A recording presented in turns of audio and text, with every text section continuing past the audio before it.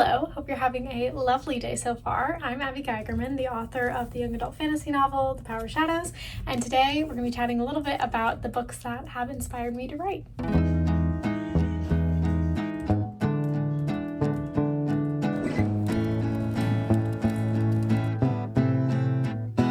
So I've got a giant stack here, but I don't have physical copies of all the books I want to talk about. So I'm going to break it into a few different sections. The first section is going to be books that inspired me to write when I was younger. So initially got the juices flowing, some of which are still inspiring the stories I'm writing today. And then I'm going to talk about the books that kind of got me back into writing and got me to take it a little bit more seriously. And finally, we're going to have kind of my highest tier, like God level books that I cannot possibly imagine how the authors have conceptualized and been able to like string those words together, because I think they're just so incredible. And before we get further into the video, if you have any books that particularly inspired your work in progress or just you'd write in general, please put them in the comments down below. I would love to chat about them. So first, we're starting with the category of books I got from the school library, starting from elementary school all the way to high school.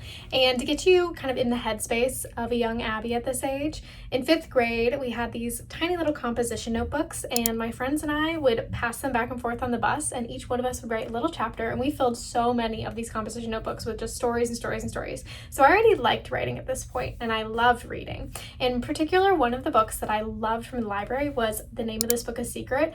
I ate that up. Still to this day, I love reading and writing about secret societies, and I just loved how the author kind of broke the fourth wall. It felt so new and fresh. So that I definitely still think about. But the next one I think about even more.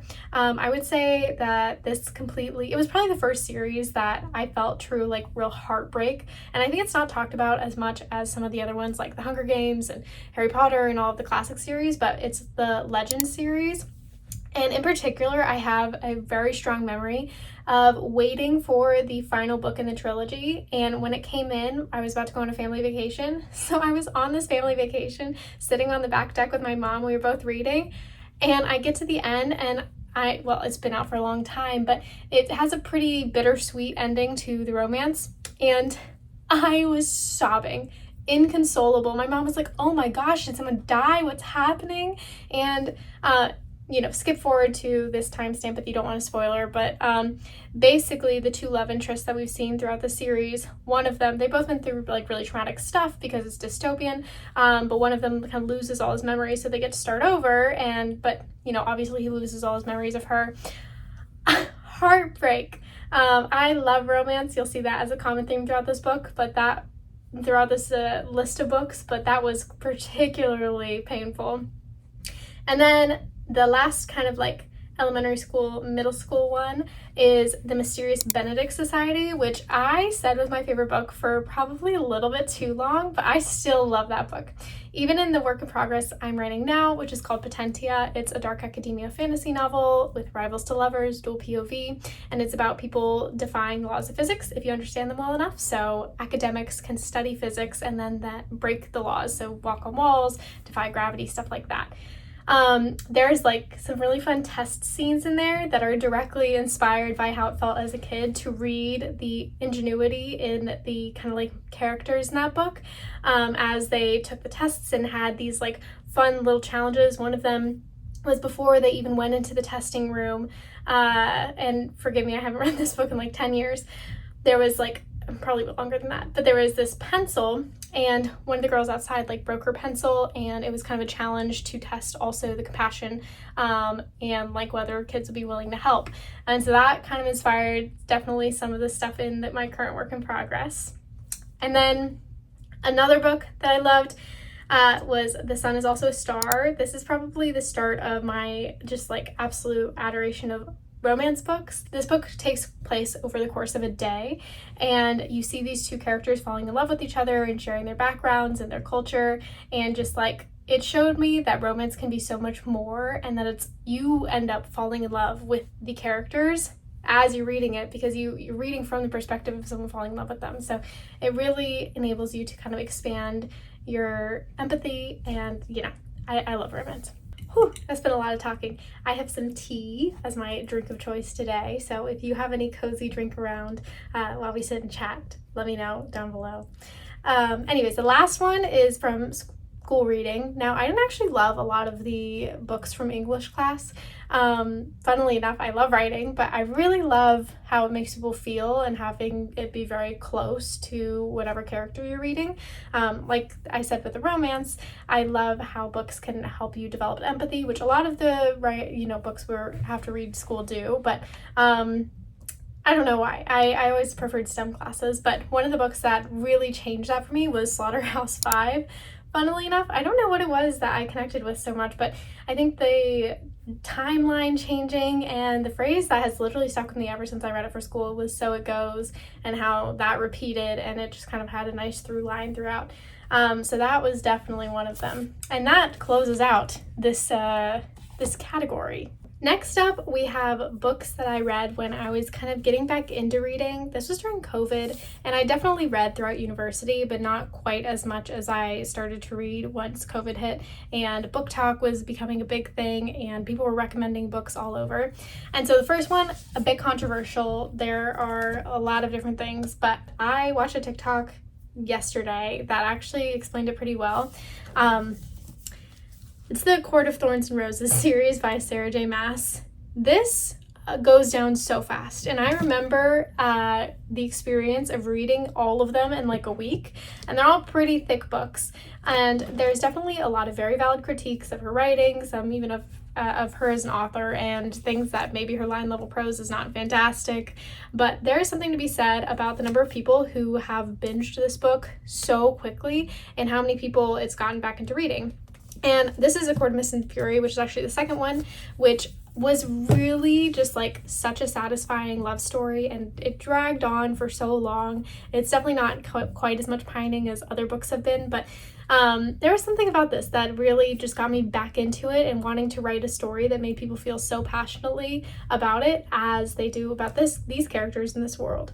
And then another contender, another BookTok classic, is Ali Hazelwood. I have a bunch of her books, but this was one of the first ones I read. And in particular, I read a ton of different romance books at this time, and I still do read a lot of romance books. But I pulled her out because I, like I said, loved STEM classes growing up. And so it was so fun to see that representation and all of the different kind of cool sciencey things. She's actually a chemistry professor, the author of this. And so I know there's also valid critiques to be had about this book, but I loved reading about, someone in STEM and women in STEM being able to be in these romantic lead positions. And then not only that, but knowing that there is readership out there, so many people who are not technical or don't actually know kind of the ins and outs of what their jobs are, what grad school is like, or any of these like really technical positions, but then they can still enjoy it and they can still like that. So it showed me that there's definitely a market for that, and that made me want to write things like that, especially with my current work in progress. It's very tied to physics and chemistry, but I'm hoping to try and make it as accessible as possible to as many people. Next, we're getting to kind of my god tier books, where I think these are so well done, and they inspire me to write at a line level, at a story level, just the craftsmanship going into all of these is incredibly inspiring. First up, we have 7 Days in June by Tia Williams. This is an incredible book. It's about two writers who had fallen in love years ago, and then it kind of goes between present day, and you're trying to figure out their backstory and what really happened as the story progresses. And I love this book. The use of timelines, the characters are well developed. I think it's a great example of romance, and I love romance and read a lot of it. So I think I have at least some expertise in the matter. And then another BookTok book is The Atlas Six, which I read it when I was self-published, and this is inspiring for a number of reasons. One, it's so indulgently pretentious. I love that about it. My writing style is not nearly that kind of level. I like it to be a little bit more like accessible in the words, but I love reading her writing. And another reason it's inspiring is she had such success self-publishing and could find her readership even without a traditional publishing house, which is also really inspiring to know that there's a lot of different paths forward. I'm saving my absolute favorite and my favorite author for last, but next up we have a nonfiction book. Actually, this one is Knowing What We Know by Simon Winchester, and it's all about knowledge. This one really inspired the current book that I'm writing, Potentia. This is all about knowledge transmission and innovation and how important communication communication and collaboration is to advancing society and the ideas that we have. And there's so much history in this, and it's pretty dense, and it took a while, but the knowledge that I got from this and how much of my current book that it inspired, it was just impossible not to put this on the list. And then finally, we're getting to my favorite author. We'll start with The Poppy War by R.F. Kuang. I think she's just kind of a genius. I love her so much. We'll start with this one. There are definitely, again, valid critiques like there are for everything on this list, but when I read this, I could not fathom that she'd written it when she was 21 years old. The amount of history that ties into it and the research that went into something like this, as well as just the epic scale at which it takes place, where, you know, I was flying through it and they were, you know, in a school setting for not even half of the book, and it's just I loved it. I love, you know, morally gray main characters, and Rin is nothing if not that. So I thought that this was fantastic, but it was almost as good as the next one. And finally, we're at my favorite book of all time, Babel by R.F. Kuang. This heavily inspired the current work in progress, Potentia, that I'm writing, especially the magic system and how much the magic in this book is tied into history and science and a rule-based system, but it's really grounded in kind of actual topics that relate to the world nowadays.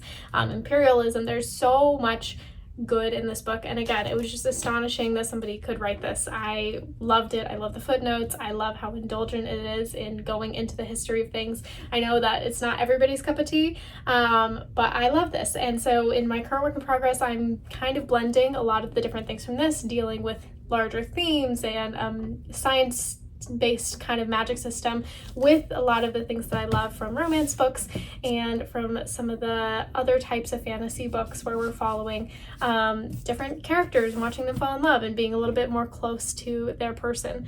And so yeah, that is all of the books that kind of inspired me to write. Well, maybe not all of them, but as some of the main books that inspired me to write, and in particular how they tie into my current work in progress. And if you haven't already and you enjoyed our little chat today, please subscribe down below. And if you want to get any of my writer updates, I have my Substack down there. That's where I'll put all of my new publishings or beta reading opportunities or anything like that. And I hope you have a wonderful day, and we'll talk soon. Bye.